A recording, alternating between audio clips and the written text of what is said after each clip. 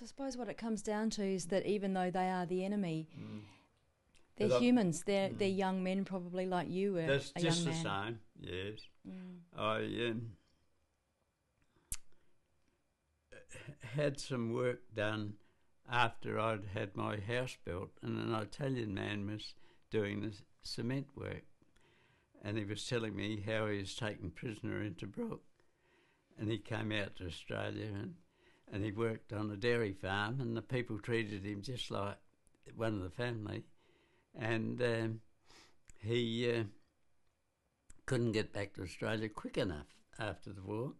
He came back and he worked, built a house, then brought his family out. And I said to him, I was in Brook. Was you? He said. Oh, and he jumped up, and I thought he was going to hug me. He shook hands, and we were like brothers because we were both there, and yet we had been enemies.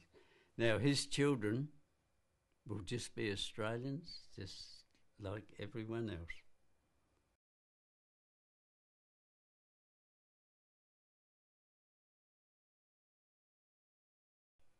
So what was it like when you got back, when you had all this sort of strange, on the edge of your seat kind of adventure, and you came back to live a so-called normal life? What was that like?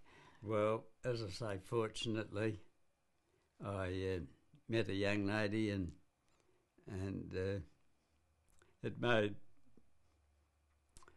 all the difference. And then I went into my own business, and I didn't have time. You have the children, and you don't have time to think. I'll tell you this story. My eldest brother was a prisoner of war with the Japanese, and he was up on the Burma railway line. Couldn't have been much worse, but he come home, and I think he lived for about 12 years afterwards. But his grandson has been living in Japan for about 11, 12 years, and has married a Japanese girl, and they have a little boy and a little girl. And the little boy, although he's Japanese, is named Jack Corey. And only last Sunday, this week, I met them. I met them once before. I think Peter brought them home for the school holidays are in Japan at the moment, and there's this lovely little boy and girl, and they're Japanese. How amazing! It is an amazing story to think that Jack was a prisoner of war with the Japs, and some people have a terrible hatred. Jack never hated anyone.